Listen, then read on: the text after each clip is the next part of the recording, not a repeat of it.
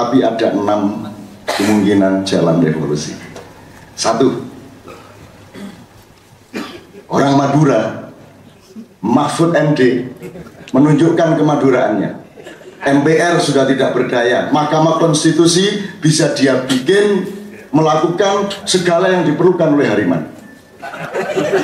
Mahkamah Konstitusi menganulir sekian undang-undang dan konstitusi yang anti rakyat. Diumumkan ini tidak sah, harus ganti. Kalau tidak cocok, carok.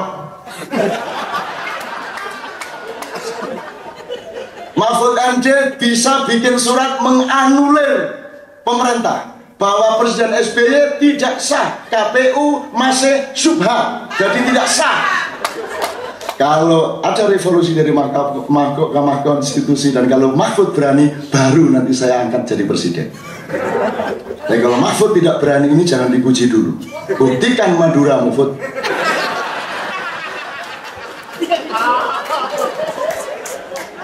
Orang Madura itu ijazahnya palsu saja dia bisa pertahankan terhadap KPK. Kalau ijazah saya ada palsu, kata si bupati, saya jadi gubernur. Tuhan saja dilawan sama orang Madura. Tuhan memberi terbakar rumah gara-gara dia rakus waktu jadi nelayan. Terus dia bilang sama Tuhan, Tuhan, masalah laut kenapa dibawa-bawa ke darat?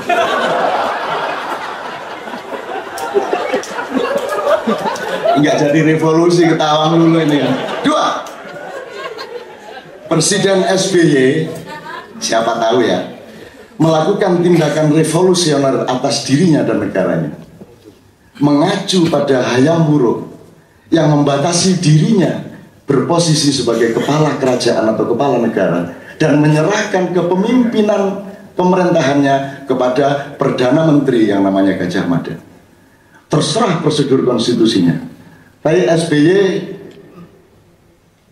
saya tak jadi lambang negara saja. Saya minta, saya akan bikin Dewan Negara, semua orang-orang tua yang terpercaya bersama saya. Terus nanti saya angkat Perdana Menteri, pokoknya entah apa namanya yang ngurusin. Ini kalau SBY berani. Kalau enggak apa-apa. Wong ini juga iseng-iseng.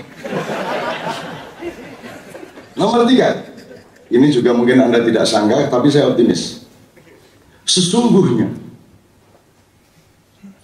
alam pikiran rakyat, apa saja yang ada mengalir di saraf otaknya dan di kandungan hatinya, itu adalah produk dari media massa.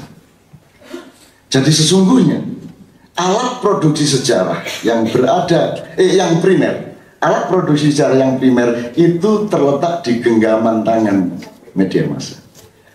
Jadi media massa punya potensi sangat besar untuk bikin revolusi. Kalau di langit ada lauhil mahfud, di bumi ada media massa. Maka rakyat bisa menyerahkan nasibnya kepada Yakub Utama, kepada Gunawan Muhammad, kepada Surya Paloh, kepada Haritanu, kepada Dahlan Iskan, kepada Hilang alias Ica, dan lain-lain, untuk segera direvolusi seradikal mungkin menuju Indonesia baru yang adil dan makmur serta disukai oleh Tuhan. Nah, ini juga khayal lagi, siapa tahu bisa gitu. Yang beneran ini nanti nomor 6. Nomor 4, pengumpulan tanda tangan sebanyak mungkin se-Indonesia mosi tidak percaya kepada undang-undang ini, kepada DPR ini, kepada pemerintah ini, dan pokoknya kita kumpulin sebanyak-banyaknya. Nanti pada waktu pemilu tidak ada keabsahan secara kuota untuk mengadakan pemilu dan seterusnya. Ini Bang Hariman yang satu-satunya bisa menjalankan. Pintu revolusi yang kelima adalah santet massal atau bunuh diri nasional. Tetapi yang paling aku andalkan hari ini, sehingga aku jauh-jauh terbang dari Pancor Mataram ke Cengkareng, alternatif yang paling nyata adalah Hariman Siregar is back to the street of revolution. Biarin pokoknya. Pokoknya Hariman kembali ke jalan dan tidak akan beranjak dari jalan yang dia injak itu sebelum tercapai revolusi. Assalamualaikum warahmatullahi wabarakatuh. Tapi kalau melihat kualitas kelas menengah hari ini, terserah parameternya Pak Ivan nanti yang bisa merumuskan. Kalau melihat tingkat kerapuan otaknya masyarakat, kerapuan rasionalitas masyarakat, melihat subhat ideologi, subhat itu apa? Dan subhat itu ambigu. Subhat ideologi dan nasionalisme aktivis di berbagai level dan segmen. Nomor 4, mustahilnya lahir kepemimpinan nasional seperti disebut tadi melalui pintu sistem dan undang-undang perpolitikan yang ada sekarang, maka kan terjadinya revolusi di bawah 10%. Tapi kalau melihat potensi watak revolusioner radikal anarkisnya manusia dan bangsa Indonesia, maka sesungguhnya sangat tinggi kemungkinan untuk revolusi dalam waktu dekat. Karena manusia Indonesia adalah manusia yang paling radikal, paling revolusioner di muka bumi. Berani naik kereta api 200 orang tanpa pegangan, berani kawin tanpa pekerjaan, berani beranak lagi meskipun kredit motor belum beres.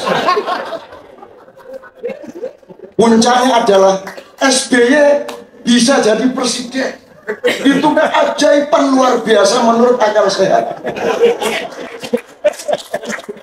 Tapi tangguhnya kehidupan rakyat, ngawurnya para pemimpin, ribu-ribu perilaku nekat dalam berbagai bentuk, bidang dan ranah nilai menunjukkan bangsa Indonesia selalu siap untuk membiarkan kebobrokan. Kan revolusioner namanya ya. Mestinya kalau orang kesakitan kan marah, ini enggak, karena dia mampu revolusi atas dirinya. Rapo loro harap nopo, silahkan menindas, saya nggak akan apa-apa. Kalau revolusioner, ayo Belanda datang lagi, daripada yang nindas SBY mending kamu sekalian Belanda ayo sini, campur Arab, campur Amerika. Rakyat selalu siap untuk kehilangan negara. Jangan dipikir kalau negara Indonesia bubar tahun 2015 katanya akan jadi 17 negara bagian terus rakyatnya sedih. Enggak. Rakyat Indonesia tuh enggak peduli ada negara atau tidak. Wong kerjanya negara cuma ngerepotin hidup mereka. Begitu bubar negara, syukuran istighosah sama siapa? Rakyat kok. Tuhan kaget loh, kok gitu? Saya salah bikin ini bahasa Indonesia. Dulu Gus Dur yang Tuhan bingung, saya dulu bikinnya nggak gitu loh. Sekarang saya Indonesia, Tuhan bingung loh, aku dulu bikinnya nggak gini. Ini mesti ada subversi iblis gitu. Akhirnya Tuhan nyari iblis nggak ketemu sampai hari ini, padahal di Cikeas ya.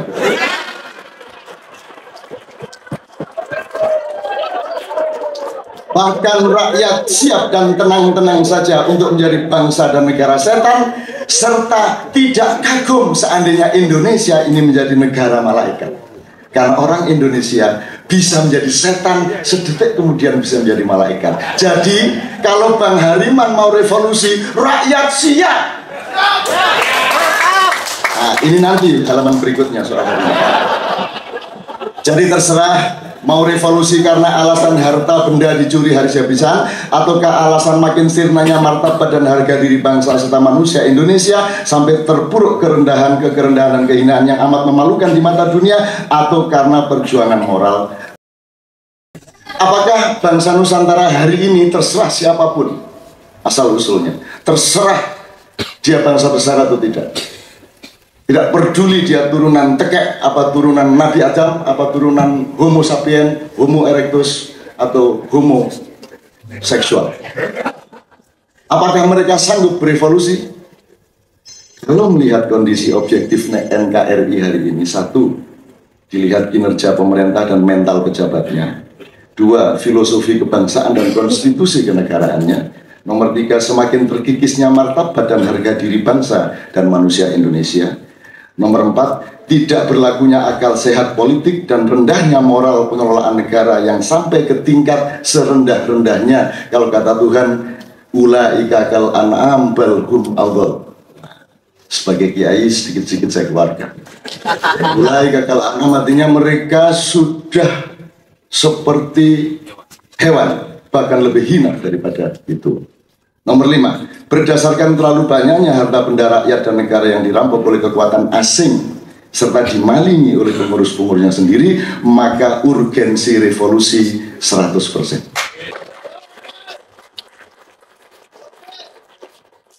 Oke, pertama, negara itu gunanya supaya 3 hal pada manusia dan rakyatnya itu aman. Jadi pemerintah itu dibayar untuk mengamankan 3 hal. 1, nyawanya. Nomor 2, martabatnya. Nomor 3, harta bendanya. Di luar 3 itu nggak ada apa-apa. Nah sekarang kalau mau revolusi, ini mau ambil sebab yang mana ini? Banyak nyawa hilang, apa martabat hancur lebur, apa karena harta benda terlalu banyak dicuri? Ketiga-tiganya. Tapi ini masing-masing akan memberi output yang berbeda pada skala prioritas dan akurasi-akurasi strategisnya agak berbeda. Kalau pertimbangannya harta benda, ya seperti reformasi saja, bilang sama Soeharto, ini jangan nyuri sendirian, saya juga pengen nyuri. Maka sekarang jadi Soeharto semua seluruh Indonesia. Nah jadi yang mana martabat? Kalau soal martabat, ayo, karena kita sudah tidak punya martabat. Kita sudah mengalami peristiwa-peristiwa pemerintahan yang sangat menghina martabat manusia, sangat menghina akal sehat, sangat menghina. Gunanya sekolahan itu supaya jelas dia kerjaannya nanti, kan gitu kan? Kalau dia sekolah ekonomi, dia ntar ngurusin ekonomi. Kalau dia sekolah peternakan, ntar ngurusin kambing dan ternak-ternak. Kalau sekolahnya IT, jangan ngurusin olahraga. Nah terus gunanya universitas apa? Nah, dulu Gus Dur yang merintis ini, ASIK, ahli fikih, ngurusin teknologi. Nah itu kalau Gus Dur enggak apa-apa karena dia wali ke-10. Nah, tapi kalau SBY kan bukan wali, dia kan hanya orang yang ingin melindungi supaya hambalang tidak melebar-lebar kerjaannya. Maka ditaruhlah Rai Gedek itu di. Karena saya sudah bilang bahasa sehari-hari ya, saya baca aja daripada saya, karena tiap hari saya ngomong sama orang-orang biasa, jadi kalau sama aktivis saya mending saya kasih pointers. Yang pertama, judulnya 6 Jalan Revolusi. Aslinya 5, cuman di sini terus berpikir ada 1 lagi. Pertama saya ingin ngomong buku ini dulu, ngomong merajut kembali Nusantara. Saya usul, ini Nusantara pada skala waktu yang mana? Nusantara sejak Angkatan 28, Nusantara sejak Demak, Mataram, atau sejak Mojopahit, atau sejak Sriwijaya, atau Ratu Sima, atau yang mana? Kan gitu, atau Nusantara Kus Plus, Nusantara berapa, volume berapa? Jadi kalau mau ngomong merajut kembali Nusantara harus diperjelas dulu melalui penelitian yang objektif, diskusi para expert maupun diskusi publik untuk memastikan bangsa Indonesia ini satu. Harus dipastikan kita ini bangsa Garuda ataukah bangsa Emprit. 2, apakah kita ini bangsa besar ataukah bangsa kerdil? Yang jelas, sebab kebangkitan orang besar berbeda dengan kebangkitan orang kerdil. Kebangkitan ayam berbeda dengan kebangkitan burung.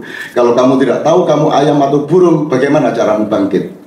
Sudah jelas kamu ayam mau terbang-terbang, kan begitu kan? Kamu cacing mau menerkam-nerkam, kan begitu. Jadi orang Indonesia kehilangan dirinya dan tidak pernah mencari siapa dirinya.